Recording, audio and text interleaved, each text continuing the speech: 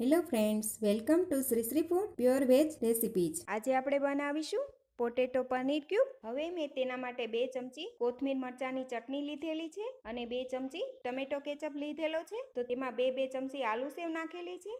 અહીંયા મેં આલુ સેવ નાખેલી છે, તમે કોઈ પણ સેવ લઈ શકો છો। હવે તેને બરાબર મિક્સ કરી લઈએ અને તેને થોડી વાર માટે મૂકી દઈએ। ત્યાં સુધી આપણે બીજી બાકીની તૈયારી કરી લઈએ। હવે આ 100 ગ્રામ પનીર મેં લીધેલું છે, તેને આ રીતે પતલી પતલી સ્લાઇસ કરીને કાપી લઈએ। આ રીતે બધી જ તેની સ્લાઇસ કરી લઈએ।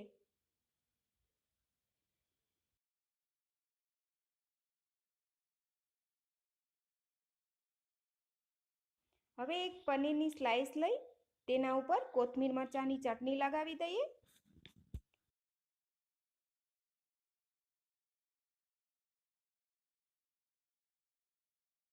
અને ફરી તેના ઉપર પનીરની સ્લાઇસ મૂકી દઈએ।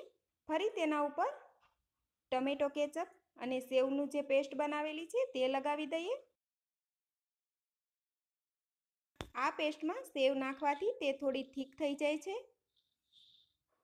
ફરી તેના ઉપર પનીરની સ્લાઇસ, હવે તેના ઉપર કોથમીર મરચાંની ચટણી આ રીતે તૈયાર કરી લઈએ। ફરી તેના ઉપર પનીરની ક્યુબ મૂકી દઈશું। તો આ એક ક્યુબ તૈયાર થઈ ગઈ છે। હવે આપણે બીજી ક્યુબ તૈયાર કરીશું। તો પહેલા પનીરની સ્લાઇસ, તેના ઉપર ટમેટો કેચઅપ, ત્યાર પછી ફરી પનીરની સ્લાઇસ, ત્યાર પછી કોથમીરની ચટણી, પનીર, ટમેટો કેચઅપ,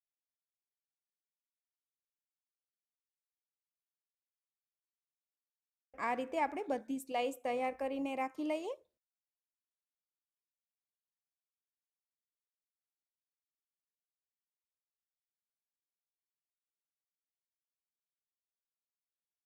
અને તેને ફ્રીજમાં 10 મિનિટ માટે મૂકી દેવાની છે।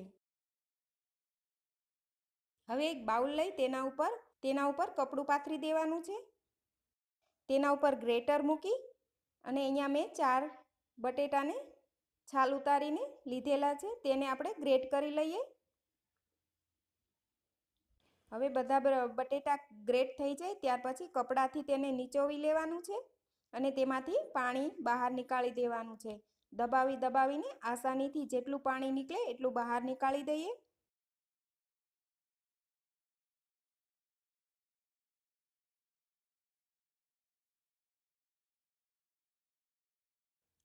હવે તે બટેટાનું છીણ કોરું થઈ જાય પછી આપણે બાઉલમાં લઈ લેવાનું છે।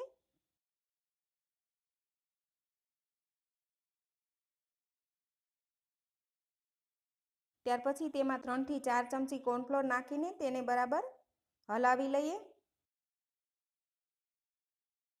અને તેમાં સ્વાદ પ્રમાણે મીઠું, મરી પાવડર નાખીને બરાબર મિક્સ કરીને તેને તૈયાર કરી લઈએ।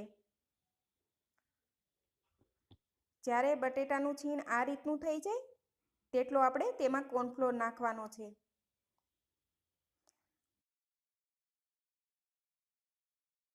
હવે પનીર, ચટણી, ટમેટો કેચઅપના ક્યુબ તૈયાર કરેલા છે તેને કટ કરી લેવાના। જેવડા આપણે પીસીસ જોતા હોય એ રીતે આપણે કટ કરી લઈએ। હવે આપણે બટેટાનું જે મિશ્રણ તૈયાર કરેલું છે તે હાથમાં લઈ તેના ઉપર પનીર ક્યુબ મૂકી અને તેને બરાબર કવર કરી લેવાનું છે।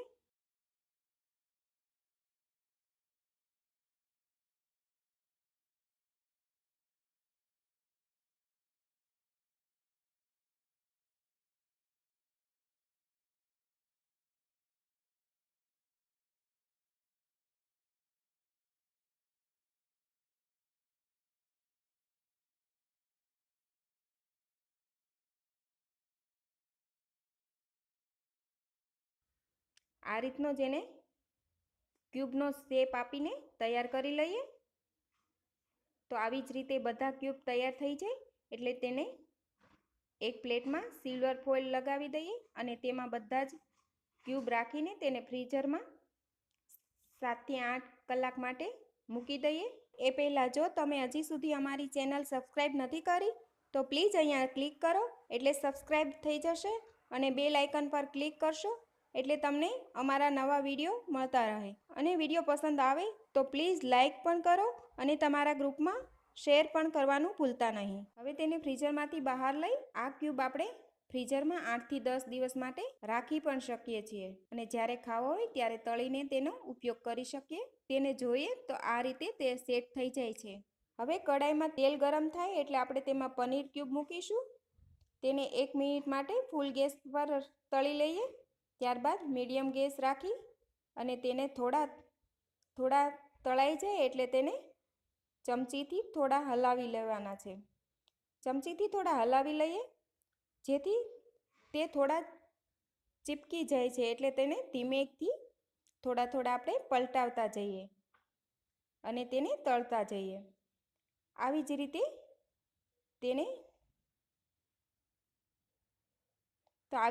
તેને તળી લઈએ.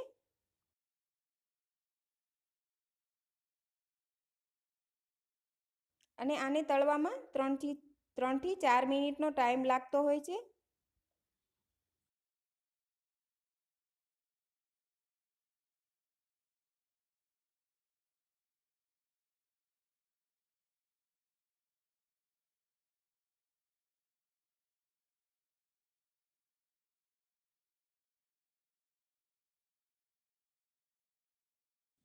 તળાઈ જાય ત્યાર પછી તેને પેપર ટોવેલ પર નીકાળીને તેને ગરમ સર્વ કરીએ.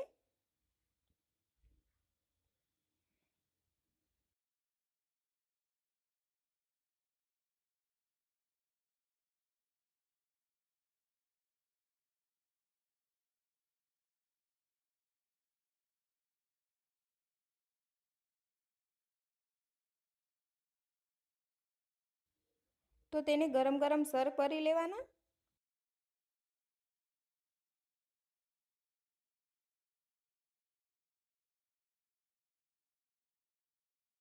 તો ક્રિસ્પી પોટેટો પનીર ક્યુબ કાપીને જોઈ લઈએ.